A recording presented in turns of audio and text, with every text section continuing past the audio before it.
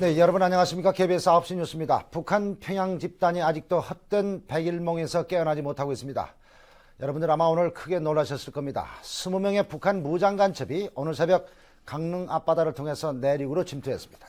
1996년 9월 18일 대한민국 강원도 강릉시 택시기사 이진규 씨가 신고한 전화로 해상에서 좌초된 북한 잠수함을 발견하면서 무장공비 소탕작전이 시작되었고, 마지막으로 잔존한 무장공비 2명을 용대리에서 사살함으로써 작전을 최종 종결, 총 49일간 이어진 강릉 무장공비 침투 사건입니다. 침투한 무장공비는 북한 인민무력부 정찰국 소속 정찰조 3명과 안내조 및 전투공작원, 그리고 잠수함 승종원 등 총 26명으로 초창기에 진압이 되었지만 정찰조원 2명이 한 달 반 동안 잡히지 않아 길어진 작전입니다. 무장공비는 1996년 9월 14일 침투작전을 위해서 북한에서 출항하여 9월 15일 대포동 해안가에 도착하여 잠수함을 해저에 정박하고, 무장공비 안내조, 정찰조 인원이 강릉 18비행단 및 레이저 기지를 촬영했습니다. 9월 16일 그들을 복귀시키기 위해 잠수함이 해안가에 연결을 시도했으나 실패하여 해저에 대기하다가 9월 17일 잠수함이 재연결을 하다 결국 좌초되어 함장의 명령으로 보안물품과 서류 등을 파기한 후 강릉 안인진리 해안에 상륙하게 되었습니다. 정확히 확인되지는 않으나 26명이 침투한 것으로 파악되는데, 그 중에 잠수함 승조원 및 비전투요원 11명은 무장공비 전투요원에 의해서 처형되었습니다. 아무래도 이동간에 사람이 많고 비전투요원이기 때문에 살려두어선 짐이 된다고 생각한 무장공비는 과감하게 아군을 처형, 이들의 잔혹함을 보여주는 사건으로 당시 큰 충격이었습니다. 이 작전으로 현역군인 11명과 예비군 1명, 경찰 1명이 전사하였고 민간인 4명이 사망, 또한 23명의 부상자가 발생했습니다.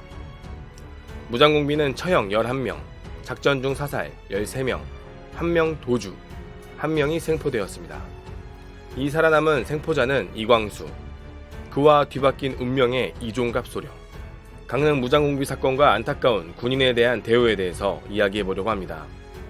엇갈린 운명, 이종갑과 그리고 이광수.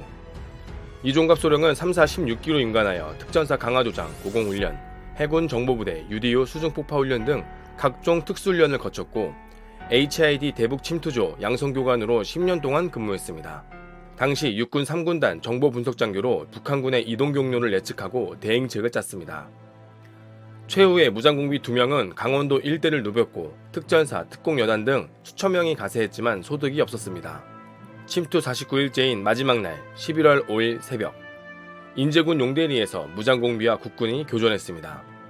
반드시 잡아야 한다는 생각으로 이종갑 소령은 현장에 출동했고, 무장공비의 도주로를 분석하는 순간 3발의 총성이 울렸습니다. 첫 발은 이 씨의 왼팔 부분을 관통, 두 팔은 팔꿈치 아래에 스쳤고 너덜해진 왼팔에는 전기가 감전된 듯 찌릿했지만 병원 수술실에 들어가서야 끝났다는 안도감과 함께 통증이 밀려왔다고 합니다. 부상은 심했고 오른다리 정강이 뼈를 잘라 왼팔에 붙이고 혈관도 이식했지만 뼈와 근육이 간신히 연결된 것에 만족해야 했고 지금도 왼팔을 제대로 힘쓰지 못하고 있습니다. 시련은 지금부터였습니다. 군 병원에서 치료를 받았는데 수술이 잘못되어 거기에 당시 90년대에 병원비 900만원, 그 절반은 자비로 부담해야 해서 돈이 없어서 할부로 내는 실정이었다고 합니다. 이종갑 소령은 당연히 전상이고 전투 중에 다쳤기 때문에 국가에서 해주는 줄 알고 정당한 치료를 받았을 뿐인데 이럴 줄 몰랐다며 토로합니다. 작전이 끝나자 훈장과 표창이 나왔는데 부상자들은 참모총장, 종이쪼가리 표창을 받았고 작전에 참여하지도 않은 군 고위층들은 훈장을 받았습니다. 현장에서 직접 뛰다 다친 부하들은 거들떠 보지도 않았습니다.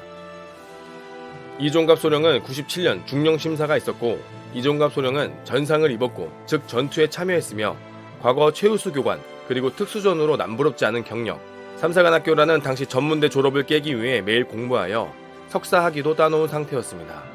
솔직히 본인은 당연히 진급할 줄 알았는데 진급에서 탈락했고 너무나 큰 회의감과 군의 실망감에 이종갑 소령은 전역을 결심했고 전역 이후 장애를 안고 살아가는 삶은 더 지옥 같은 삶이 되었습니다.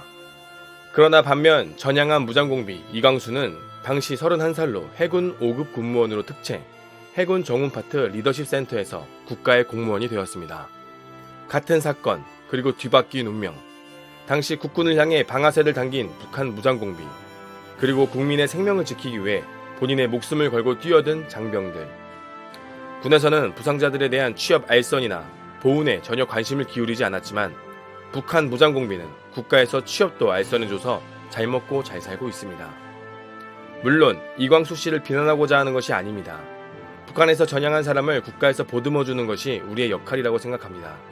그러나 우리 국가를 지키기 위해 헌신했고 희생했던 전우들에게 행해지는 것이 상대적으로 너무나 열악하기에 이 영상을 만들어 봤습니다. 시청해주셔서 감사합니다.